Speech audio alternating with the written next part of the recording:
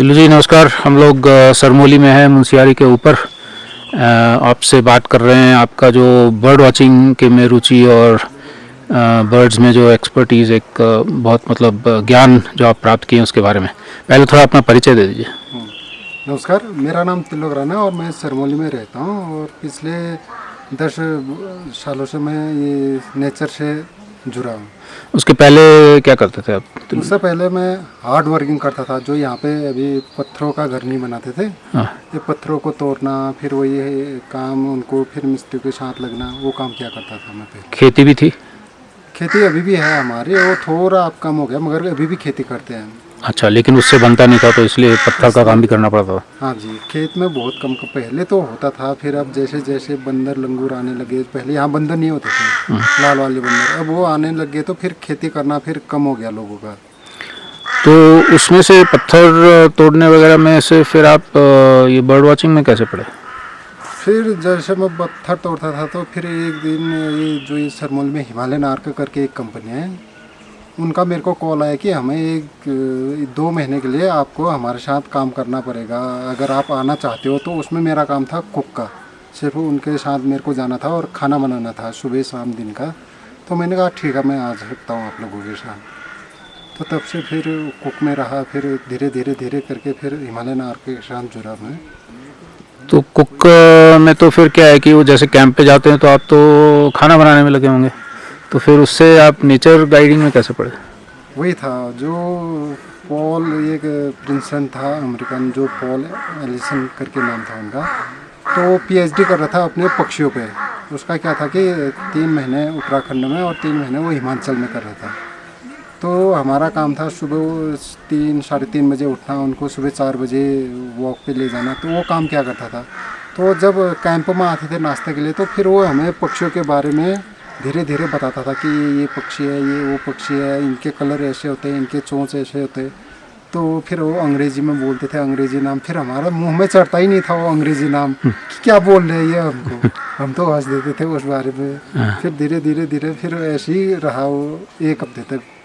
फिर वो next time जब आया तो उसने सब हम 7 जो लोग थे क्रू के रूप में, उन्होंने एक एक नॉर्थन इंडिया की बर्ड किताब लिखी आई, तो सबको दिया उन्होंने। फिर वो जैसे मैं किताब देखता रहता था तो उनका पहले मैंने भी वही किया, जो पक्षी का कलर था उसमें मैं देखता रहा कि आखिर ये पक्षी का कलर ऐसा क्यों है, और नर का हमेशा चमकीला रहता है और मादा डल रहता है। फिर इनके चोंच में क्यों अंतर है, किसी का चोंच लंबे तो किसी का चोंच छोटे, क्यों है ऐसा। तो फिर ये करते करते करते मैं धीरे धीरे धीरे रमते रहा। फिर मलिका जी हो गया, थ्यो हो गया, फिर के राम नारायण हो गया। तो उनसे मैं पूछता रहता था कि इनका अंग्रेजी नाम क्या है, वो अपनी डायरी पे नोट करता था। और किसी पक्षी को मैं देख लेता था जंगल में, तो हल्का सा उसका जो भी चोंच भी देखा था उसका ड्राइंग किया, इस कलर का था, इसको क्या बोलते हैं। तो फिर धीरे धीरे आने लगे उसी चीज़ में। फिर हुआ मेरा एंट्री। फिर जैसे उत्तराखंड बर्ड फेस्टिवल रहता था 2014 से रहा, तो उसमें मैं 2 साल तो सीखने के लिए गई। फिर आप लोगों से उसी टाइम मेरी भी पहचान हुई, फिर आप लोगों से भी सीखता रहा मैं। जैसे आप कलपुरिक से आशीष जी आए थे, फिर वो संजय सोंधी तितली ट्रस्ट से, तो उनके साथ में भी उठता बैठता रहा, उनसे पूछता रहा कि आखिर हमारे ऊंचाई में ऐसे है तो यहाँ क्यों है नीचे। तो क्योंकि हमें जो तालाब वाले नदी वाले पक्षी थे उनके बारे में हमें कुछ पता नहीं था, क्योंकि हमें पता था सिर्फ पहाड़ वाले इलाके के बारे में। तो इसी से फिर जुड़ा रहा। फिर 2017 में फिर मैं इसी में धीरे धीरे धीरे करके, मेरे को जंगल में जब भी जाऊँ तो मैं साउंड सुनता था उनका, जो भी कॉल कर रहे हैं या फिर सॉन्ग गा रहे हैं।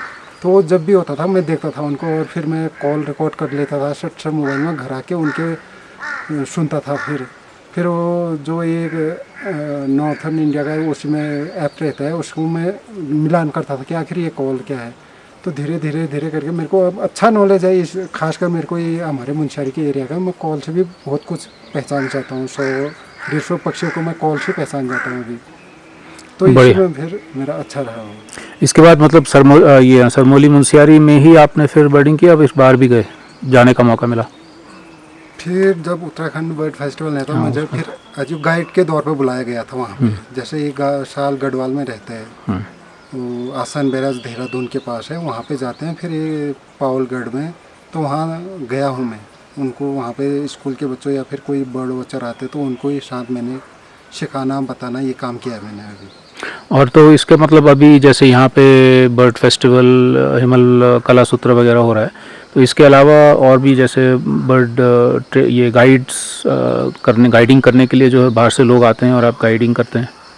हाँ जी, बहुत मेरे को क्योंकि मेरे को भी जानने लगे हैं लोग, तो यहाँ पर मेरे को कॉल कर देते हैं कि हम इतने तारीख का है, क्या आपका बुकिंग है? तो मैं उनको कहता हूँ नहीं है, तो उनके साथ मैं चला जाता हूँ बुकिंग। जब भी मेरे को कॉल आता है मैं उनको होम स्टे करा देते हैं सरमली में, तो उनके साथ फिर चला जाता हूँ। तो पहले तो यहाँ कम था, अब आने वाले 2-3 सालों में इनका यहाँ पर पक्षी वाले जो बर्ड वॉचर है वो आने लगे हैं। अब वो मुनस्यारी के इलाके को जानने लगे हैं, जैव विविधता को जानने लगे हैं कि आखिर यहाँ पे इतना पक्षी क्यों है और नीचे घाटी से लेकर अल्टीट्यूड पर क्यों मिल रही है।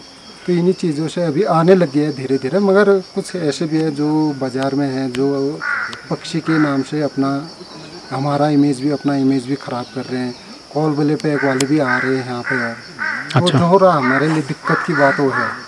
मैंने तो 2-3 दिन ऐसे में सुबह सुबह हमारे वहाँ से आते हैं लोग, तो वहाँ पर कॉल प्ले पे करने लगे। तो मैं उनके साथ सीधा बोला कि आप क्यों कर रहे हो, ये हमारा इलाका है, आप कहीं और जाके करिए इन चीज़ों को, हमारे इस मुनस्यारी में नहीं होगा। तो इन बारे में हम जब भी यहाँ पे गाइडों के साथ या किसी के साथ मीटिंग करते हैं हम तो उनको बता देते हैं कि हमें ऐसा चीज़ नहीं करना है।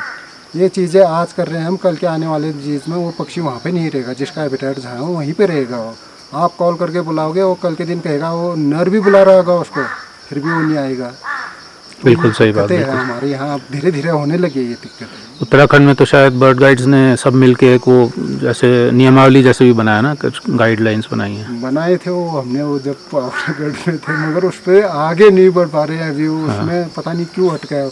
इन चीज़ों के बारे में करना चाहिए हमें, पहल कर लेनी चाहिए हमको भी, ताकि एक रूल बन सके हमारे उत्तराखंड के लिए। बिल्कुल बिल्कुल सही कह रहे हैं आप। फिर ये जो आपकी आमदनी के लिए भी बहुत ज़रूरत होती होगी, तो ये इसी मतलब जैसे बर्ड गाइड वगैरह करके हो जाता है या और भी कुछ अभी स्रोत हैं? कुछ और भी स्रोत है हमारी। एक सरमौली जहाँ मैं काम करता हूँ सरमौली में, वहाँ पे एक संस्था है हिमलपुर करती, तो एनजीओ है। तो अभी हमें कुछ CSR फंडिंग मिलते हैं, तो उसमें अभी मैं कर रहा हूँ। और जब गाइड या कुछ चाहिए तो उसमें मैं फिर चला जाता हूँ। तो दोनों मिक्स है। तो अच्छा, जो लोग यहाँ से बाहर जाके कमाते हैं, फिर वो क्या कर रहे हैं, उनको ज़्यादा कमाने का मौका नहीं मिलता, वो मैं यहाँ पे घर बैठे कमा ले रहा हूँ, मेरी अच्छी कमाई चल जाती है और मेरे को बाहर जाने की ज़रूरत अभी नहीं पड़ रही। और कम से कम शुद्ध हवा और पानी तो खा ही रहे हैं, और अपना खाना जो यहाँ का। तो आपका क्या एक संदेशा होगा कि जैसे युवा लोग बहुत सारे बाहर चले जाते हैं क्योंकि उनको लगता है कि यहाँ पे एक सम्मानदायक मतलब आजीविका नहीं है, लाइवलीहुड नहीं है, काम नहीं है। आपको लगता है कि ऐसा नहीं है, मतलब हो सकता है काम अगर लोग रुकना चाहें तो? बहुत है यहाँ पे, ऑपोजिशन तो है, मगर लोग जब से लॉकडाउन शुरू हुआ है उससे पहले भी क्या करते थे हम, जो भी युवा लोग थे हम उनको यहाँ पे हर महीने बुला के उनको ट्रेनिंग देते थे। गाइड, नेचर गाइड, जो चाहे पेड़ पौधों का या तितलियों या पक्षियों का, उन पर हम ज़्यादा ध्यान देते थे। कि हम कहते थे तुम बाहर क्यों जा रहे हो, जो तुम बाहर जाके नहीं कमा पाओगे आप अपने घर में रह के कमा सकते हो। तो उनको यहाँ पे हमने ट्रेनिंग भी दिया। वो जो युवा हमारे साथ जुड़े हैं खासकर, वो तो अब अच्छे से अच्छे गाइड बन गए। वो भी नेचर के बारे में, पक्षियों के बारे में वो बहुत कुछ सीखे हैं और वो अपना इनकम कर रहे हैं इन चीज़ों से। तो ज़्यादातर लोग अभी हमारे मुनस्यारी से कम है पलाई अभी, इस सब की वजह से? इन सब की वजह से। क्योंकि यहाँ भले वो बर्ड गाइड ना हो या कुछ ना हो, नेचर गाइड ना हो, तो वो एक रास्ता गाइड तो है, वो कम से कम जानता है इस इलाके को। तो वो यहाँ पे है, इनकम इन चीज़ों का स्रोत भी है और अच्छा टूरिस्ट भी आते हैं। प्लेस भी अच्छा है हमारे मुनस्यारी में, तो देखने के लिए लोग नीलम जौहर या फिर खलिया या फिर दारमा घाटी तो है यहाँ पे। कुछ होम स्टे से भी मिलता होगा लोगों को? अब तो बहुत कुछ होम स्टे ही हो गया यहाँ पे, ज़्यादातर होम स्टे ही। पहले ना के सरमौली में था, अब तो हर जगह होम स्टे खुल गया है। तो लोग अब क्या करें, जैसा आप कभी हल्द्वानी से आओगे तो नया बस्ती में आप थोड़ा भी अंधेरा हो गया, आपको 5 जगह ऐसे मिलेंगे जो आपको हाथ देंगे और बोलेंगे होम स्टे करके। अच्छा। तो ये एक बड़ी दिक्कत है यहाँ पे। तो लोग आके फिर बातें करते हैं, ऐसे ऐसे लोग हैं आपकी मुनस्यारी में। तो हम कहते हैं उनको भी क्या जाना है, जो होटल वाले वही बैठते हैं, जो होम स्टे में आना चाहते हैं वो तो होम स्टे में ही आते हैं। तो आपका कुछ आगे का क्या प्लानिंग है, कुछ आगे कहीं और यहीं पे रुक के यही करने का है, कुछ और भी करने ना की ना, सोच है? यही पे रह के मैं यही नेचर से जुड़े हुए कार्य को करूँगा, और जो मेरे आने वाले भविष्य छोटे यहाँ के युवा साथी हैं उनको मैं अपने साथ लेके इनके बारे में ही काम करना चाहूँगा, मैं बाहर नहीं जाना चाहूँगा। तो तिल्लू जी, मुझे याद है कि 10 साल पहले 2014 में जब मैं आया था और पहला जो बर्ड फेस्टिवल यहाँ पे हुआ था, उत्तराखंड बर्ड फेस्टिवल में, तो तब शायद आपको बहुत ही कम नाम मालूम थे। अब आप मुझे पिछले 2-3 दिन जो ले गए हैं, तो सारे कॉल, सारे बर्ड्स, मतलब मुझसे तो कहीं ज़्यादा आगे बढ़ गए हैं आप लोग। तो इसकी बहुत बहुत आपको बधाई कि आपने खुद भी काम किया बहुत सारा और लोगों से भी सीखे। तो ये तो एक मेरे ख्याल से एक मशाल है, एक मॉडल है, जो और युवा लोग भी अगर करें तो बहुत बढ़िया है। हाँ, वो मिसाल करना चाहेंगे हम, और मैं क्या, और मेरे से जो जिसको मैंने सिखाया वो मेरे से आगे निकल रहे हैं। हम तो यही चाहते हैं कि गाँव मुनस्यारी में रह के मुनस्यारी की वो ताकत बना रहे, जो बाहर न जाके अपना मुनस्यारी में रहे, वही मैं कहना चाहूँगा। Thank you. Thank you Tillu ji, बहुत बहुत बधाई, शुभकामनाएं आपको। धन्यवाद।